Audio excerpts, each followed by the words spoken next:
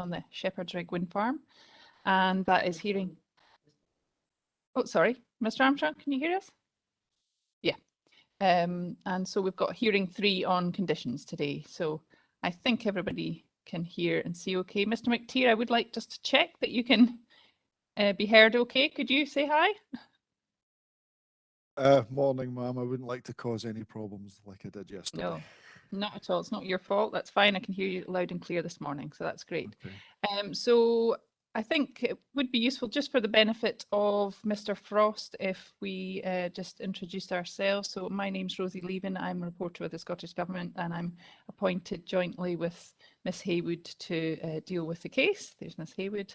I wonder if the others could introduce themselves as well. Obviously, you will know Mr. Gillis. Mr. Armstrong? Yes, good morning, ma'am. My name is Douglas Armstrong. I am Queen's Counsel, member of the Faculty of Advocates and Terra Firma Chambers, and I'm instructed by Laura Whitelaw of Dumfries and Galloway Council. And the Dumfries and Galloway Council team includes today Chris McTeer from the Planning Department and Kevin Morrison from Roads. Okay, thank you. And Mr. Frost, you might want to just turn your video on again for a second. And just introduce yourself. I didn't hear you terribly clearly the first time. If you could just introduce again. I'm relying on Mr. Fraser's microphone. Oh, that's better, I think. Is that better? It's got quite an echo on it. I don't know if that's just because you're in the same room as. How about that? That's better, I think. Better?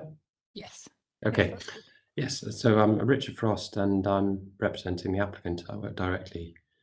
Well, I work for Infinergy, but Infinergy is a partnership between. Well, it is formed Set Wind Development, which is a partnership between Infinergy and Boralex. So I'm here to represent the applicant, and it's quite important that I'm aware of the conditions, and so when it says that the applicant agrees to the conditions, that means that's actually the case. Okay, great. That's helpful to have you here then. And Mr. Gillis, can I just check we can hear you okay? Good morning. Can you say something, Mr. Gillis, just to make sure that we can hear you? Sorry, I had my computer on mute there to stop it. So I missed that. Right, that's fine. I just wanted to check that we could hear you. That's great. Yes, okay. So before we start on the conditions themselves, I'd like to pick up on some of the discussion at the end of yesterday, which was around the arrangements for closing submissions and further written submissions. So first of all, MPF4, we're content, given the need for you to go through council procedures for those comments to take 6 weeks. So that would take us to Christmas Eve, which is not ideal, but 24th of December, how does that sound for the council? We could endeavour to get them in by the 23rd maybe, but yeah, yes. Great. Okay. And does that suit the applicant as well in terms of comments on the draft MPF? Yes, ma'am, that does. I was tempted to ask if Mr. Armstrong could wrap them with a little bow as well, but that will be fine. Great. Okay. And we also see benefit in the closing submissions for the council and the other parties to be made by that same date. Would that make sense? And then the applicant would have a further 2 weeks after that, which I appreciate is over the Christmas period, but that would be taking us up to the 7th of January for the applicant's closing submissions. Does that suit the parties? I'll go first to Mr. Gillis. The only thing I wonder whether it would be possible for the applicant to have 3 weeks rather than 2 weeks, just taking account of the intervening Christmas break. Yeah, I think that's fair enough. So that would be the 14th of January. And would the council be okay with getting theirs at the same time as the MPF? Yes, ma'am. Yeah, right. Okay, that's fine. And we also discussed the summaries of case. So in terms of the summaries of case, what we're looking for is really the essential parts of your case that you're happy for us to include in the report to ministers. And I think Mr. Trinick talked about a couple of pages, which sounds reasonable. In terms of writing up the report, it would certainly be helpful to us to have that as soon as possible. So we wonder whether, rather than waiting until Christmas Eve, whether we could perhaps stick to the same timescales as we originally set out in the pre-examination meeting note for that, which was 2 weeks after close of proceedings this week for the council and the other parties, and then I think the 4 weeks for the applicant. Does that sound okay? Yes, ma'am. Can I just confirm, so that's a summary of both the sort of oral and written case, but perhaps a couple of pages for each witness? Was that the sort of intention? Yeah, of it? I think that would be fine. Yeah. Yeah, 2 pages for each witness. Right. Yeah. And Mr. Gillis, does that sound okay with you? I wonder if it would be possible to extend that timescale slightly, and I ask only because I know that Mr. Trinick is taking a well-earned week's holiday next week, and in fact, I think he might be away for 10 days, in fact, ma'am, and I just wonder whether 4 weeks would be an acceptable timescale to produce the summaries. I guess that could work. So that would take us to the 10th of December well, I'm just thinking, let's see. So sorry, ma'am, I thought, I know when we've discussed this, I think at the pre-inquiry meeting, there was suggestion, was it that all the summaries from both teams are going to go in at the same time? At the same time, you're right. I'm just thinking that. So that would take us to the 10th of December for both parties. Would that be acceptable? Yes, ma'am, the 10th would. Obviously, you know, we would like it as soon as possible, but I understand the reasons. So the 10th of December would be okay.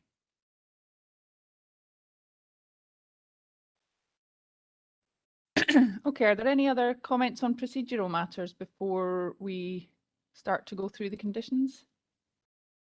No, ma'am. Mr. Armstrong? Okay. Great. So I'll just get the right documents. As you know, we've had 3 versions of the draft conditions. So the first set we had on the 11th of May, a revised set we got on the 4th of August, and that was included in CD 1606. And then we got a further revised set last week, 5th of November, that included alongside it 3 additional conditions. So we'll use that set that we got on Friday the 5th as the basis for today's discussion. So does everybody have that set in front of them? Yeah. Okay. We've already discussed some of the conditions, including some yesterday, but we'll just go through the conditions in order. I think that's probably the best thing. I'm not aware of any other comments that have been submitted by anyone other than the main parties on the conditions, other than Scottish Forestry, obviously, who responded to a request for further information. I confirm that our discussion today does not prejudge the recommendations that Ms Haywood and I will make, and we do need to provide ministers with a set of conditions in the event that they are minded to approve the application, regardless of what our recommendations might be. And we'll be informed by the Guidance and Planning Circular 498, of which I'm sure the parties are well versed.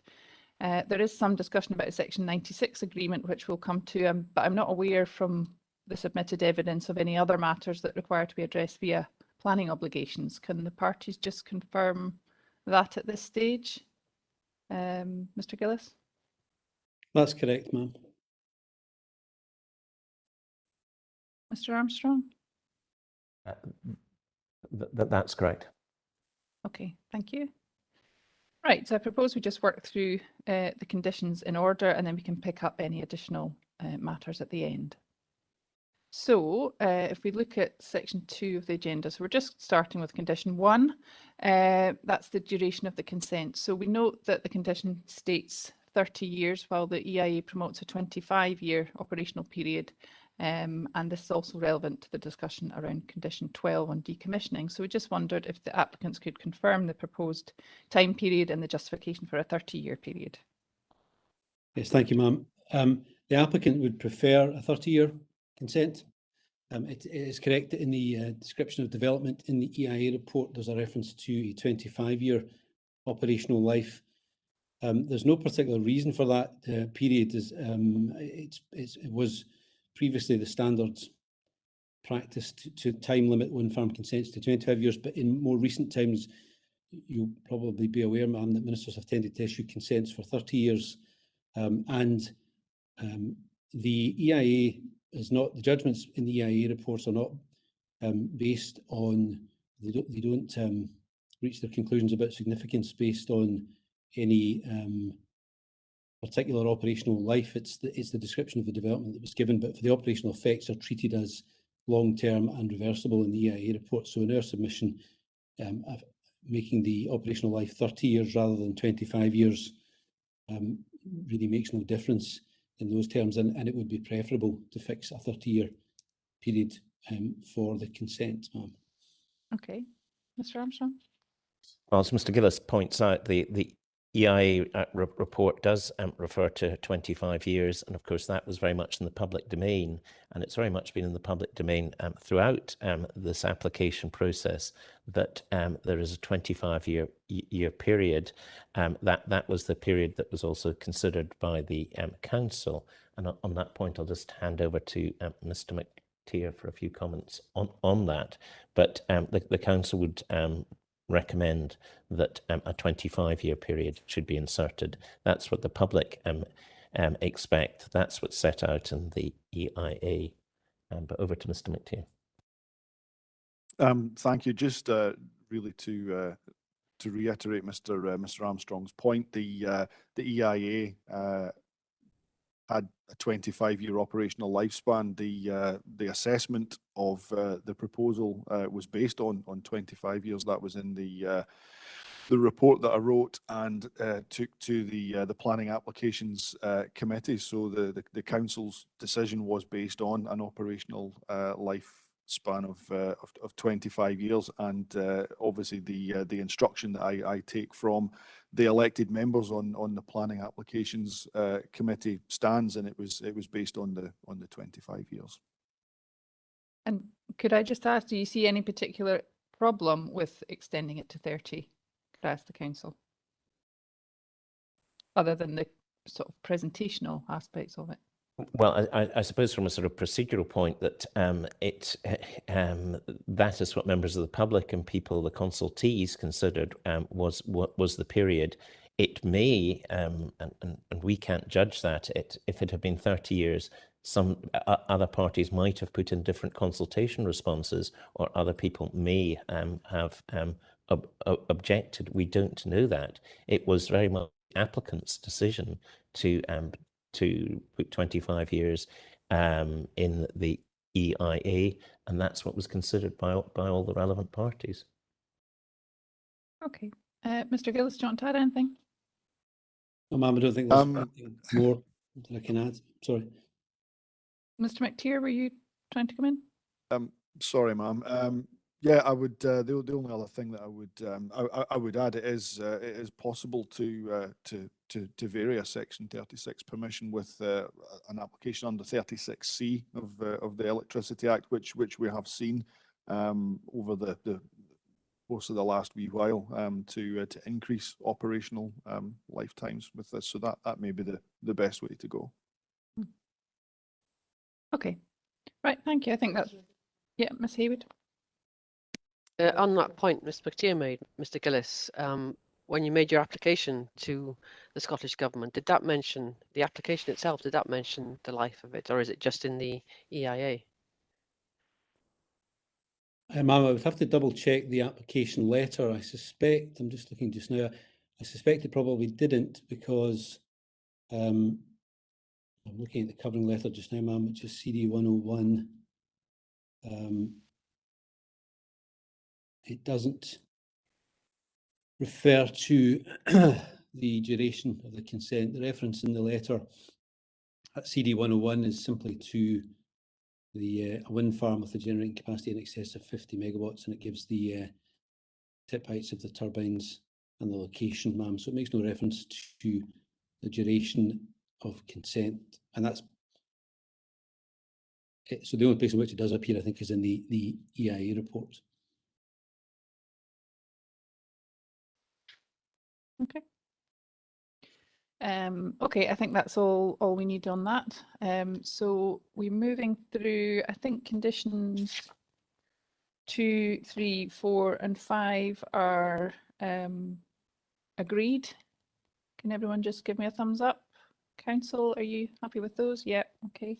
So condition 6 was the next one where there was some debate. I note the applicant's comments on this suggesting that the condition may not be necessary and the council's view that it should be included for reasons of consistency. So I just wondered, does the applicant object to the revised condition 6 with the AEI wording included? Mr. Gillis? Yes, ma'am. Yes, we do have a difficulty with this condition, whether, and that includes the version of the condition that has the additional wording. And the difficulty that we see with this condition is that it is insufficiently precise and would be difficult to enforce because it requires the development to be undertaken in accordance with the entire EIA report and the entire package of additional information.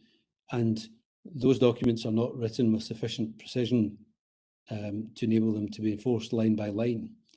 Now, I recognise this is a condition that has been imposed on other consents, but nonetheless, we take the view that requiring compliance with the entire EIA report and the AI is not necessary because those documents can't be, they're not written with sufficient precision or in a way that would allow them to be enforced like a condition. Now, if, and of course there are other matters, other mitigation measures that are described in the EIA report are secured by other conditions elsewhere in the body of conditions. If it is felt that there needs to be a catch-all condition to secure compliance with the EIA report, ma'am, then I would suggest that it might be better to make reference to the schedules of mitigation that are contained in the EIA report and the additional environmental information, and there are specific schedules. There's one at table 4.8 in the EIA report, and there is a further schedule of mitigation in the additional environmental information at table 4.4. And those listed with a bit more precision the measures that are being proposed by way of mitigation. So, and this, you'll have the CD references for those documents, but it's CD 1.3 for the EIA report and 1.12 for the AEI. And I would submit that those schedules provide more precision and it would be more appropriate to refer to those than the entire body of environmental information.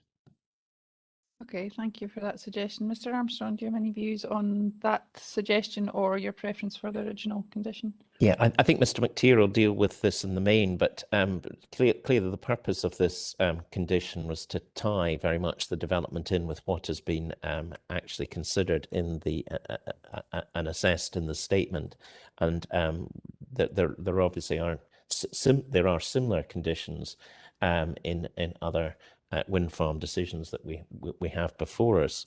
I do appreciate the point that Mr. Gillis is making, and I think Mr. McTeer will deal with that it could be tied in more directly with some of the figures in the EIA report to give more precision. But I'll pass over to Mr. McTeer on that.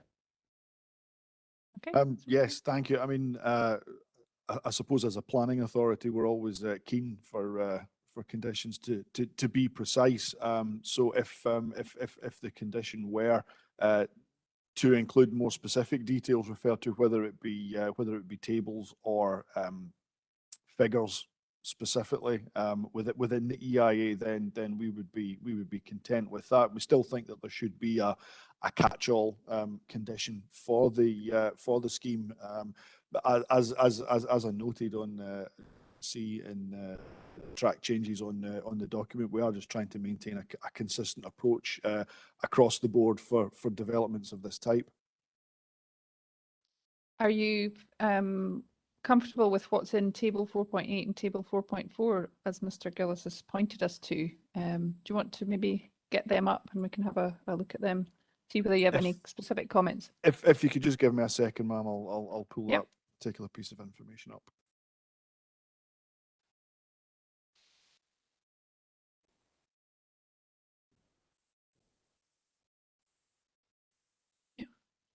Sorry, could you just remind us what the document is again? So the first one was Find the CD right bit. 1.3, which is the EIA report, and that's table 4.8.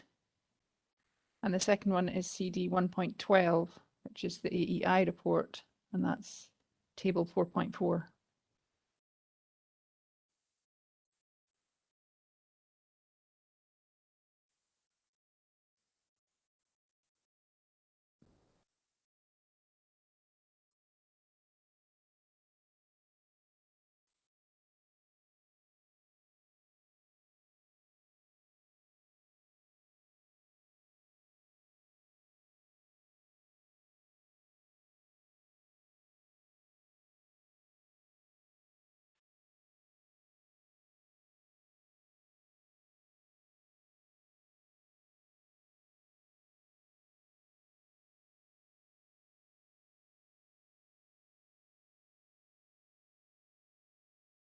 Sorry, I can't hear you, Mr. McTeer, I'm not sure if you're talking to me or Mr. Armstrong. Sorry, ma'am, I was talking to myself. All right, that's fine. Sorry. I mean, I think it's maybe putting you on the spot a little bit to have to look at these tables. I just wasn't sure to what extent you were really versed with those tables. It might be better. I think there is perhaps scope for you and the applicant to agree the terms of a more precise condition. Would that be fair to say, that you could perhaps come up with something between yourselves and submit that to us? I think that would be helpful, ma'am, if we could have sort of time to look at the 4.4 and 4.8 and perhaps come back with that. Yeah. And we can liaise with Mr. Gillis in relation to that. Is that okay, Mr. Gillis? Yes, ma'am. Okay, great. So let's move on then into conditions 7, 8 and 13, which were all kind of related. And we were, at the time of the second set of conditions, we were looking to establish to what extent 7 and 13 could be consolidated and whether 8 could be deleted. So it seems that there's agreement now that conditions 8 and 13 can be deleted, and that the council's revised wording for condition 7 is acceptable. Does the applicant remain content with that position? Yes, ma'am. Yeah.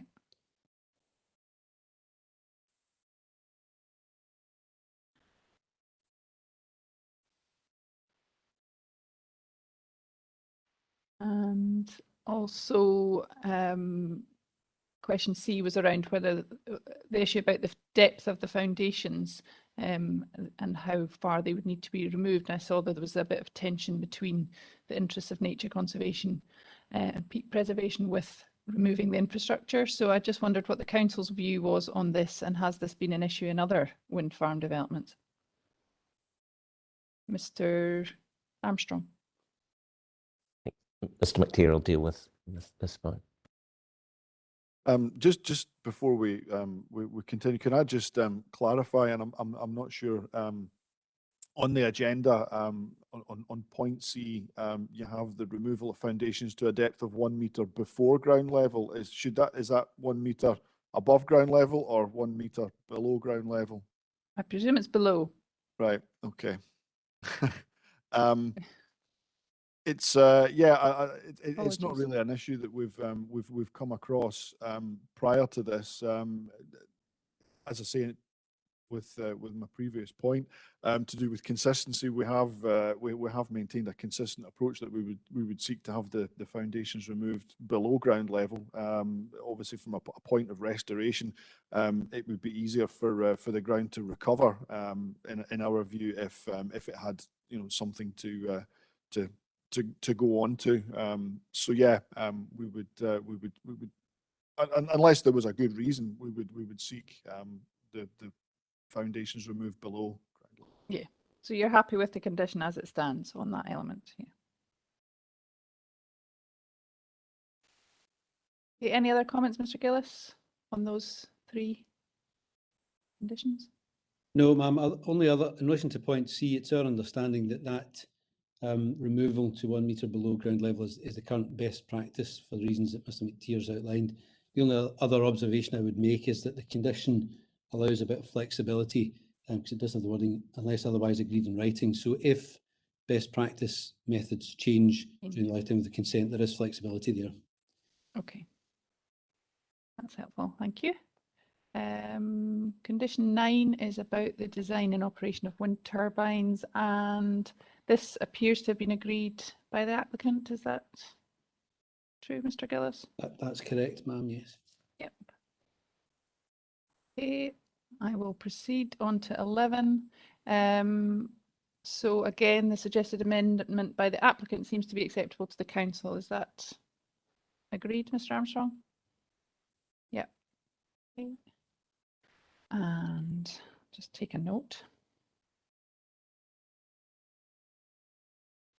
Condition 12 is about decommissioning restoration. So following on from our discussion on condition 1, obviously there's the question about the 30-year period, but in item 2 there's the question around the 18-month period there, and the council seems to have accepted that 18-month period now. Is that the case? Yeah. Yeah, okay. And are there any other issues with this condition from either parties? No.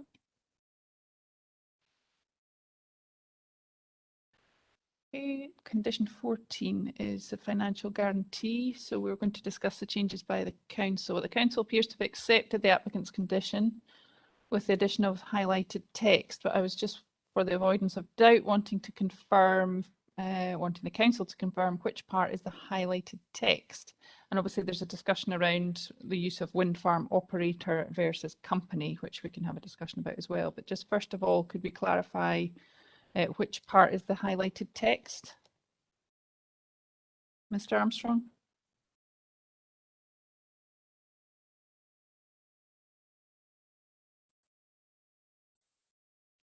Sorry, I just lost everybody there for a that's it. second. Mr. McTeer will actually deal with this. Okay. Point. Yeah, the council are content to accept the operator company sort of point. We did feel it was for a bit of clarity, but I understand that in terms of the definitions, it's going to cause some confusion with the air traffic control people who are obviously referred to as the company as well. So and obviously there's the issue of non-assignation. So yeah, we're content with references to company and operator, Okay. and indeed further throughout there are one or two other conditions where we'd kind of highlighted this. So we're content to agree with that. The highlighted text I have it is highlighted yellow on document CD 16.6. So that's the highlighted text there. For some reason, it's not highlighted on mine. Okay. So see, so oh, it's apparently it's on the electronic version. I'm working from a hard copy, so perhaps. ah, right. Okay, it's on the electronic version. Okay. So it begins with the planning authority approves a review in principle, and finishes with independent third party for arbitration. It's that highlighted text there. That's great. That's my mistake then. Sorry, I was working off the wrong version. Okay, any other comments on condition 14? Mr. Gillis, are you happy? Ma'am, I think we do have a slight difficulty with the wording that's been highlighted that Mr. McTeer's referred to, because as I read that wording, it provides that the council must approve the independent professional's reviewed value. And that, if that is the intention or the meaning of that paragraph, that rather removes the point of having an independent valuer if it's up to the council to decide whether they are happy to approve that value or not. So I think we would have a difficulty with that, because it does seem to cut across the point of having the ability to refer matters to an independent valuer. Mr. Armstrong, could you address that? Well, Mr. McTeer will deal with that, but it is so as to ensure that the council is the final person to decide the amount. Obviously, this has considerable implications for the council if the amount is incorrect, and the council want to remain to have control and final say over the amount. And I'll pass over to Mr. McTeer on that. Yeah, just to reiterate what Mr. Armstrong said, you know, I suppose in the event of a worst case scenario, then the council has a liability. So we are just seeking to ensure that the you know that there's not a negative liability to the council in the event of a worst case scenario at this site. And is that something that's been used in other proposals? Yeah, it is. Can you give an example of one where that's been used? I think that's in the trust and lock decision, but if you give me just a second, I'll double check that for you. Okay, thank you. Ma'am, that's CD 949.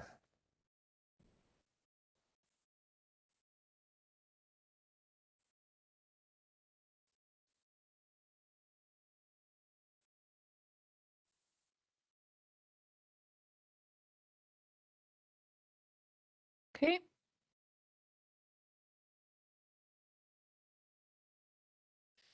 Any other comments on that condition then? No. Okay, well, we'll just move on to 15, which is about micrositing. And are the parties content with the council's proposed condition with amendments at section 1B on peak depth? Mr. Gillis?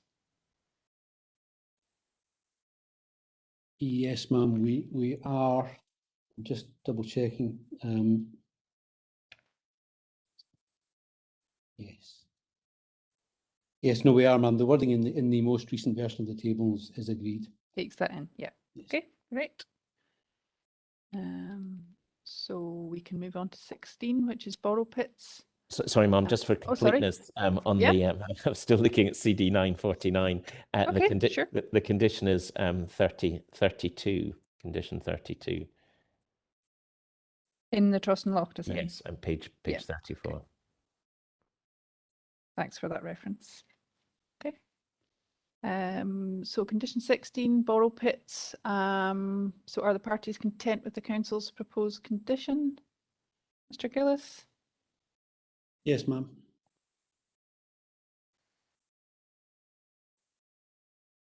Okay.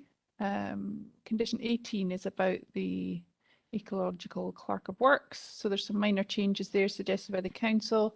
Is the council content that condition 8 does address SEPA's request that no works commence on site until a biosecurity plan has been approved? There's also some terminology around company versus wind farm operator, which we've already discussed.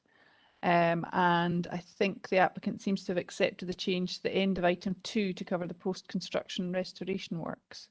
So we'll cover those two substantive points. So the first one, whether the council's content that SEPA's requests have been met by this condition. Council? Yes, ma'am.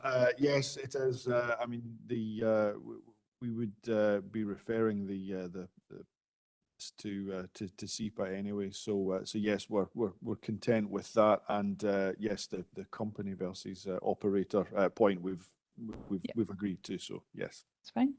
And Mr. Gillis, are you happy with the condition as it stands now? You seem to have accepted item 2 on the post-construction works.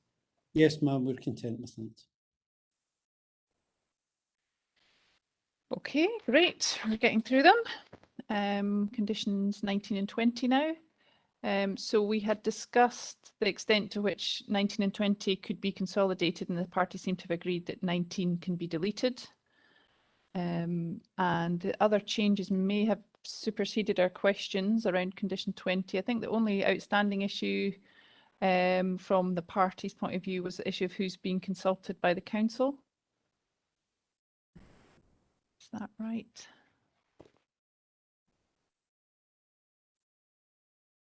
So let's go through. So item A seems to have been addressed by condition 24.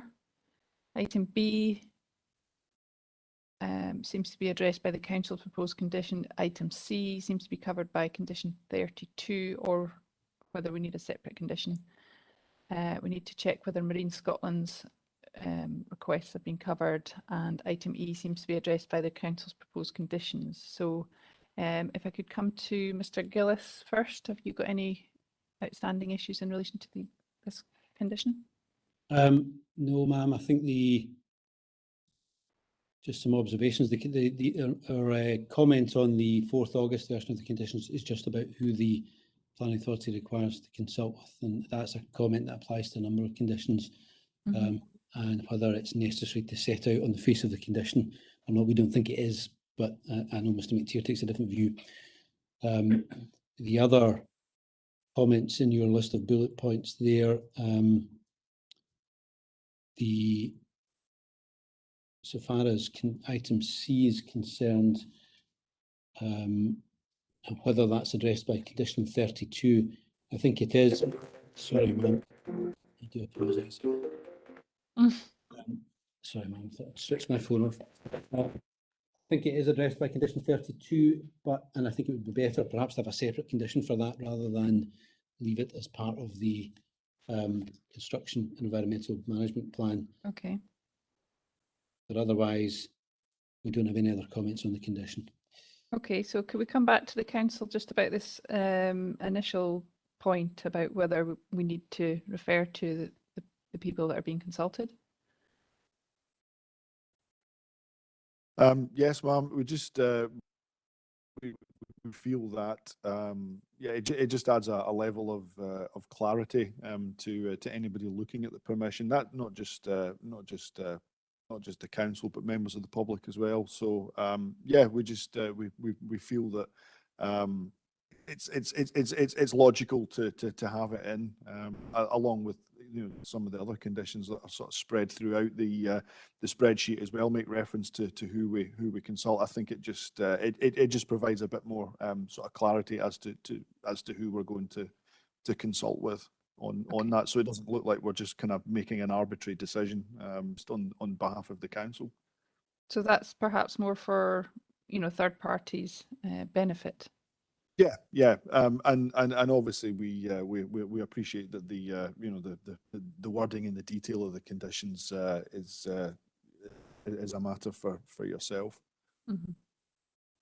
Okay, and on. Sorry, Mr. Armstrong. So I was just going to say, ma'am, and again, CD 949 and the decision that I was just referring you to, the Troston Loch wind farm, that the approach that the council is recommending was followed in that. In relation to a number of conditions, because again, the position in that case was advanced that it's important for members of the public to know who actually will be consulted by the council in relation to these matters. Okay, helpful. And on item C, do you have any comments about whether we should have a separate condition on that? It probably just makes it clearer to have that as a separate condition. I think Mr. Gillis had it under condition 32, so we'd be happy with that to have a standalone condition for birds. Okay.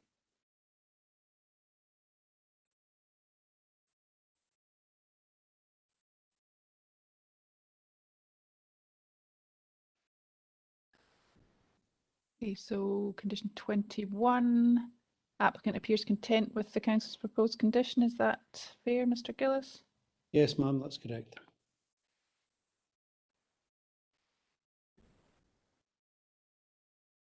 So 22 was one of the new ones that came forward, and we wanted to just double check on sections 2 and 3 why they were omitted, because they had been originally sought by Transport Scotland. So I wanted to understand the council's views on this. Mr. Armstrong or Mr. McTeer? I think probably Mr. McTeer to start, and then Mr. Morrison on this one, please. Okay.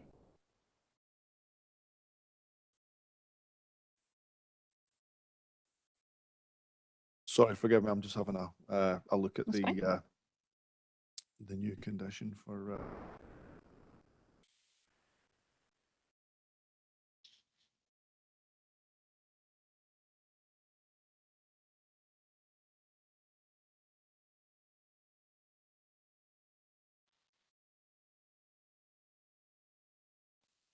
Is it part 2 and 3? Yeah, I think we're parts. looking at just Oh now? no, they're yeah, parts 2 and 3 I think had been originally sought by Transport Scotland. Mm-hmm. I mean, we'd be happy to have Transport Scotland's comments included with that, the statutory trunk road authority. So yes, I've got no issue with that one. I think any other points on the TMP, I would defer to my colleague Mr. Morrison for that one. Okay, let me just check, 'cause I think maybe this has changed.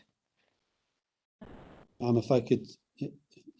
Sorry, go. Yep, Mr. Yeah, Gillis. I think perhaps what's happened here is just in the way in which the August version of the conditions was formatted, it's given rise to some confusion, ma'am, because in condition 22 in that version, the council's proposed condition, part of it is listed in the right-hand column, but I don't think it suggested that, I think that was to substitute the first part of our condition, but leaving part 2 and 3 in, so I don't think. Yes, I see in your version, you've still got sections 2 and 3 in the 5th of November version. So actually we don't need, there's no debate here, so that's fine. But would Mr. Morrison like to come in? Thank you for that. That's reassuring because I was hoping that they were included, and as it alluded to, it is a lot of trunk road detail there, and trunk road information should be included. Yes, thank you. Thank you, ma'am. So I think that's possibly my error rather than yours. So I'm glad we've sorted that out. So condition 24, and I think we just confirmed that the reference to compensatory planting is going to be removed, and that gets dealt with in condition 38.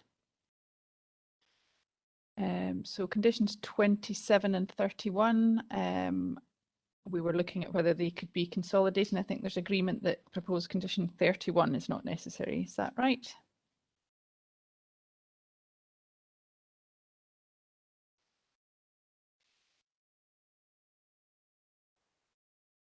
Sorry, ma'am. Mr. Gillis? Just before we come on to that, ma'am, there was one comment on condition 23. Sorry to go backwards slightly. No, that's fine. 23 is floating access tracks. Oh, yes. The only additional wording that the applicant suggests there on condition 23 is the words, unless otherwise agreed in writing by the planning authority at the end there, just to allow some additional flexibility in case there's a change in best practice or whatever. That's okay. Mr. McTeer, would that be okay? Yes, the council are content to have that backstop in. It's always it's always a good one to include, as Mr. Gillis says. If best practice changes, then we'd be content with that one. Okay, that makes sense. Okay, so I was just going to add as well, just sorry, just to make sure that the roads department are fine with that, albeit that it's designed to the appropriate standard with the approval of the local office, the roads authority. Yeah. There's multiple options for floating roads as well, so we need to cover that and make sure that it's properly assessed and dealt with as well. So the planning authority would be able to bring you in on that. Yes, consult us. Thank you. Yeah. Okay. So 27 and 31, Mr. Gillis, we were just checking that you were agreed that condition 31 is not necessary. That's correct.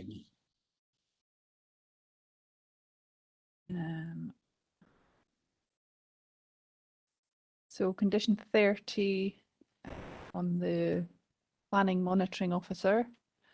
And so we're presuming the applicant's agreeing to the inclusion of that. And does it allow for, well, we had some discussion yesterday about enforcement of the TMP, and we can maybe hear again from Mr. Morrison anything else he wants to add. But in terms of the principle of including this condition, Mr. Gillis, are you content? No, ma'am, we're not. No, okay. Some confusion emerged from the session yesterday. The applicant's position in relation to a monitoring officer is set out in the table, the August version of the table. I mean, in short, we don't think it's necessary. We are content to agree to the appointment of a traffic monitoring officer, as discussed yesterday, transport monitoring officer, and the condition, that's condition 2 in the list that we submitted and discussed briefly yesterday, ma'am. So the applicant's position is they would accept the appointment of, or they agree to the appointment of a transport monitoring officer, but we don't see the need for a planning monitoring officer with a wider remit to monitor enforcement of all of the other conditions, on the basis that that is something that's within the council's remit as it stands, and our comments on that are set out in the table, so I wouldn't propose to say anything further in relation to that. Okay. The council like to comment? Yes, ma'am. As an example in relation to the Scottish Government sort of accepting of this this condition, again, I'd refer to CD 9 at 49 to start with, and the condition there is condition 13 on page 24, and I'll pass over to Mr. McTeer for the other comments on this. Mm-hmm. Yeah, I think it'll probably come as no surprise that the the council doesn't agree with the applicant on this particular point, and ultimately we do recognise it as a the conditions do fall on the Scottish ministers to include or not include as the case may be. We just feel that the current state of practice and decision making coming from the Scottish ministers, and I include the Energy Consents Unit with that, is that a PMO is a good thing, and yeah, we would certainly agree with the inclusion of that condition. Okay. Okay, we'll just take both sides' views on that. Thank you. Any other comment on condition 30? No. No. So condition 32 was an addition on the breeding bird protection plan, and are all party, I think parties are agreed on the council's proposed condition, Mr. Gillis? Yes, that's correct. Council got anything to add? Nope. Condition 33 is an addition on final commissioning, so there are different approaches to this, we note. And so are there any further comments that you want to add on the justification for this or the removal of this condition, Mr. Gillis? Not beyond what's set out in the table already, ma'am. Okay. The council want to add anything? Mr. McTeer, I think is just going to come back on one point. It's just a point of technicality. It's I know it says final commissioning in the table. It should actually be site investigation plan. I think that's just come out wrong in editing, but yeah. Right, let me get to that just for a second.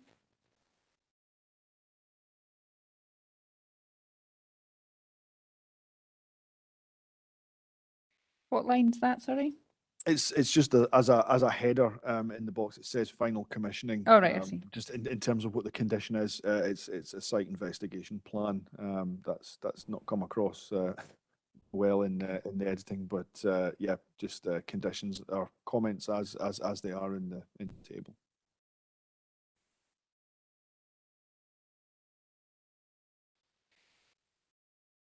Okay. And 34 on television reception, again, I think the council's suggesting that should be included, and the applicant suggests it's not needed. So any further comments? Is it used elsewhere? Mr. Gillis, do you want to comment first?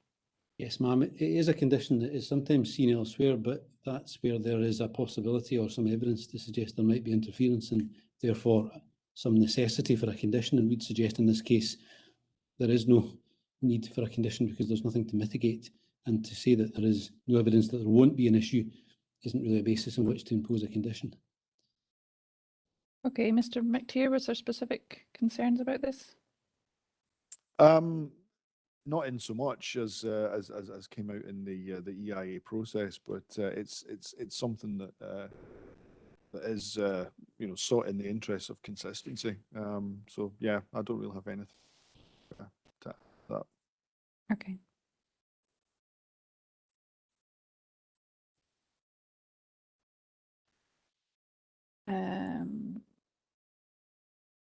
So conditions 35 and 36 relate to post-construction work and compliance. And there seems to be an outstanding debate about whether the council's proposed conditions are required. Obviously, we didn't have time to discuss this yesterday, unfortunately, but I wonder if Mr. Gillis could give us his thoughts at this point.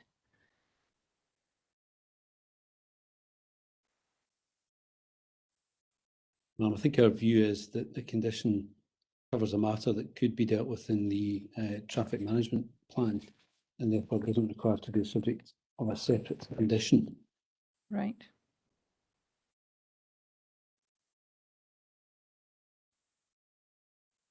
Mr. Morrison, do you want to come in on this? Yeah, thank you, ma'am. Yeah, I don't think it's not commonplace for these kind of matters to be dealt with in the traffic management plan. The council's approach and desire is to have a bit more clarity on that and a bit more comfort with the application of these conditions. It means that we can actually have a better handle on the actual accommodation works and off-site works and how they are applied. Okay, and Mr. Gillis, are there any sort of practical difficulties in it being dealt with separately?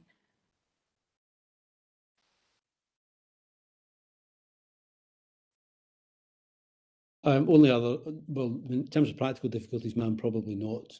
As I say, we would suggest it would be easier, perhaps more efficient to deal with it all as part of the scheme, traffic management scheme, to be approved.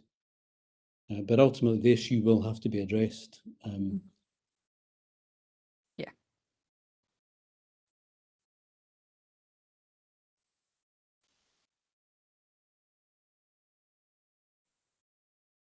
Okay. And condition 37 on extraordinary damage. So what is the council's view on the suggestion that this would be covered by the Section 96 agreement and therefore doesn't need to form part of a planning agreement? Do you want to introduce this at all, Mr. Gillis, or we'll go straight to Mr. Morrison? No, I think we've set out our position, ma'am, on the table, just simply that there is a statutory power to require these matters to be dealt with and the power to enter into an agreement, so it doesn't require a condition to deal with these issues. Okay. Mr. Morrison?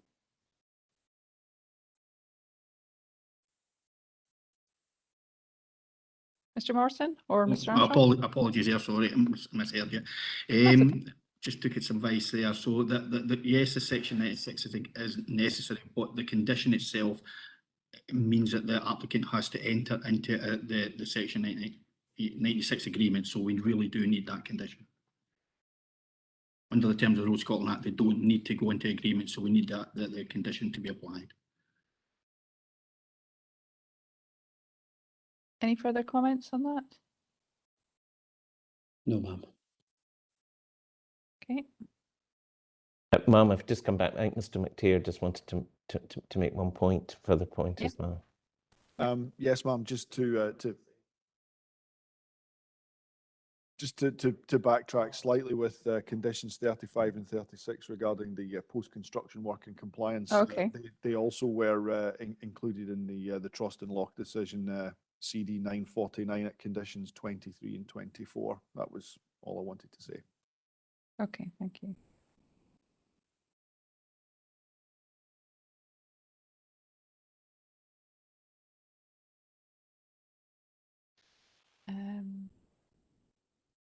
So condition 38, I think we're agreed on the wording of this now largely. And the only exception seems to be Scottish Forestry had suggested that the condition clarify that the definition of commencement of development should include commencement of any felling works consented through the planning permission. So I wonder if the applicant or the council have any specific views on that addition from Scottish Forestry. Mr. Gillis?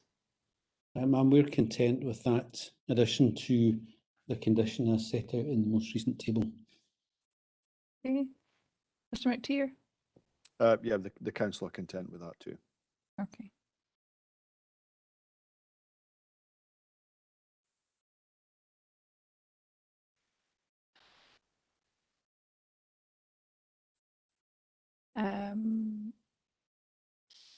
I just wanted to flag up, obviously, that Scottish Forestry had also provided more detailed model conditions on, excuse me, on compensatory planting. So we would obviously take that into account in finalising the proposed conditions, but did anyone have any comments on those model conditions from Scottish Forestry?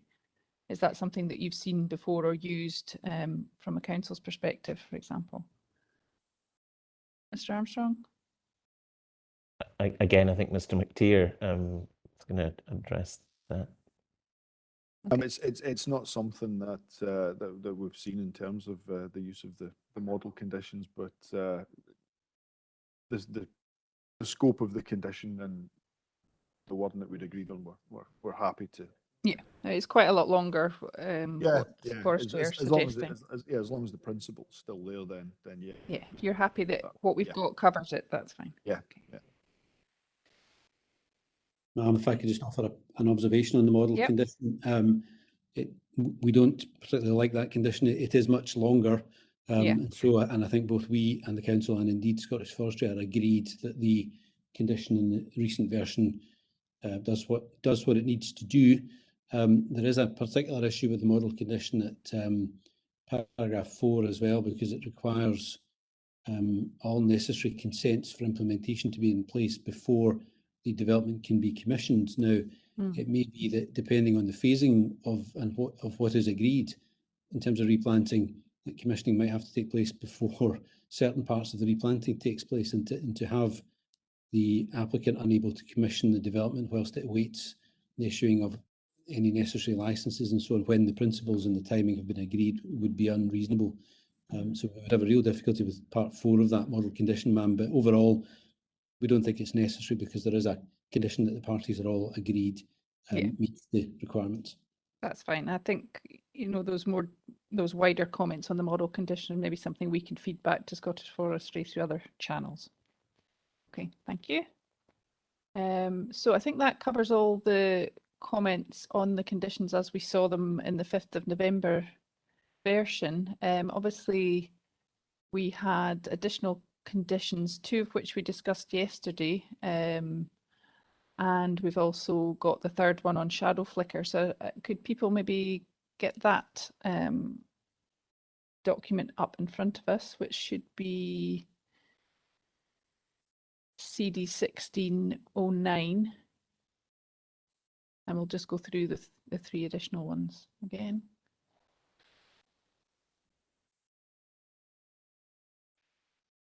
So the first of the 3, have you got, the council got those in front of you? So the first one was on the community liaison group, which we discussed yesterday, and obviously the third parties seemed content with that. Are there any further comments that the council would like to make on that proposed condition at this stage?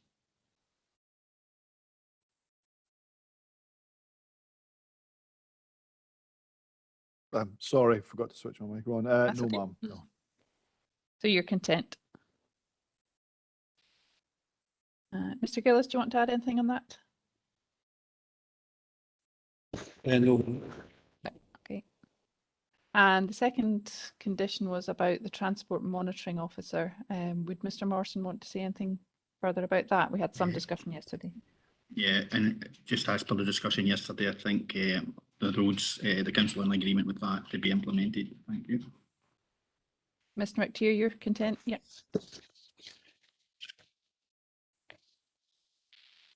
Okay. And so the final additional condition was on shadow flicker, and that had arisen, I think there was a reference in the council's committee report to potential shadow flicker, or should issues arise, you wanted to have a mechanism to address that. So is the council content with that proposed condition? Yes, ma'am. It was something that I highlighted in the committee report, but I'm content with that. Okay. Mr. Gillis, anything to add? No, ma'am. Okay, that's very straightforward then.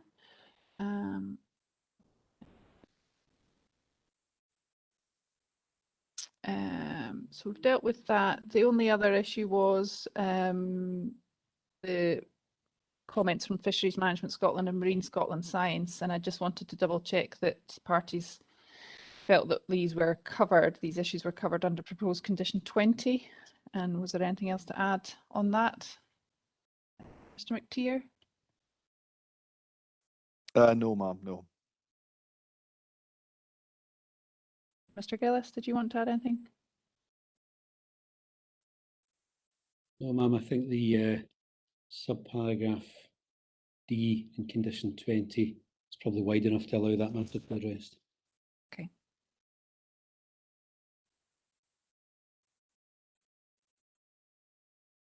Great. Okay, so under other conditions, all I had listed were the 3 that we've just discussed. So that's okay on that. I think we did discuss yesterday there was 2 further matters that could form conditions or parts of conditions. So Mr. Trinick had suggested some wording around giving the council approval of the type of trailer that would be used, and whether that, I wondered whether that would be a standalone condition or could it sit within any of the proposed conditions. And obviously we haven't seen it written out yet. I think Mr. Trinick was going to provide it to us, but are there any further comments on that following yesterday's discussion? Ma'am, Mr. Trinick did forward certainly to the council a suggested. I don't think we saw it, but that's fine. Maybe you haven't seen it yet, but Mr. Morrison would deal with that, and I think he has got some comments on that. Just in relation to one other comment that I was just checking at, Mr. Gillis did mentioned a point about the TV and radio reception point. Yeah. I suppose going back to there does seem to be some justification, well, a justification for this in section 19.1 of the EIA. And I just double check the condition number, sorry, so I go back to the right place. Which condition was that? This was the television and... Which number was the condition? Radio, which was number 34. 34. And I think Mr. Okay, yeah. Gillis said something about there being no justification for this condition. I just for reference, it's section 19 of the EIA report, the written statement on page 19.1 through to 19.5 and paragraph 19.4.3 I refer to just in response. I'm happy to leave it at that. And I'll pass over to Mr. Morrison. Okay, so we'll come back to this condition on the trailer type. Mr. Morrison? I'm just having a little technical issue. If you just give me a second to get that up. That's okay.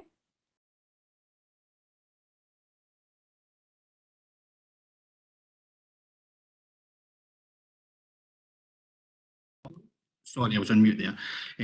The Roads Authority have had a look at this and basically were a wee bit uncomfortable with the wording of the condition itself.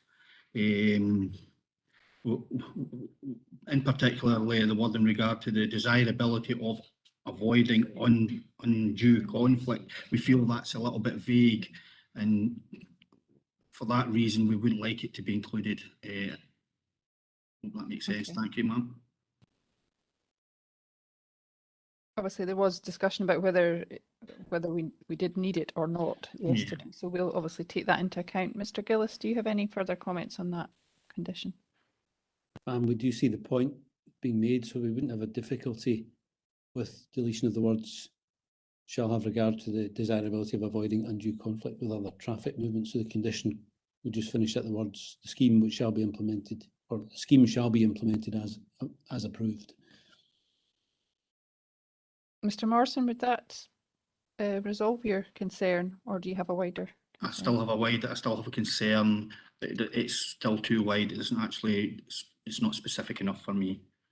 Okay. I think the community would agree with that as well. Thank you. Mr. Gillis, anything else? The only thing I might suggest is that perhaps in the same way that there may be some further discussion between the applicant and the council on at least one of the other conditions, that this may be another one that with a bit of further thought, Mr. Trinick was drafting on the hoof yesterday, so with a bit of further thought, perhaps we might be able to get to a condition that the applicant and the council are happy with. And of course, no doubt, the third parties will also have the opportunity to offer a view on that. Okay, that seems sensible. I think, Ma'am, Mr. Trinick had also suggested that he was going to come up with some wording in relation to the sort of visual aspects that he had indicated yesterday. We've not received that yet, but that's On maybe the something else. ALR? Yeah. Yes, that was the second one I was just going to flag up. I was just finishing my notes on the first one.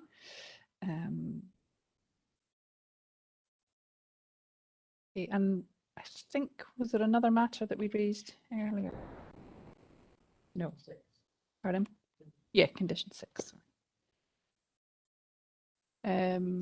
So I'll just confirm that those 3 things that we're coming back on in terms of perhaps drafting a new condition were condition 6 and the wording on the trailer type and the wording on the mitigation measures for the ALR.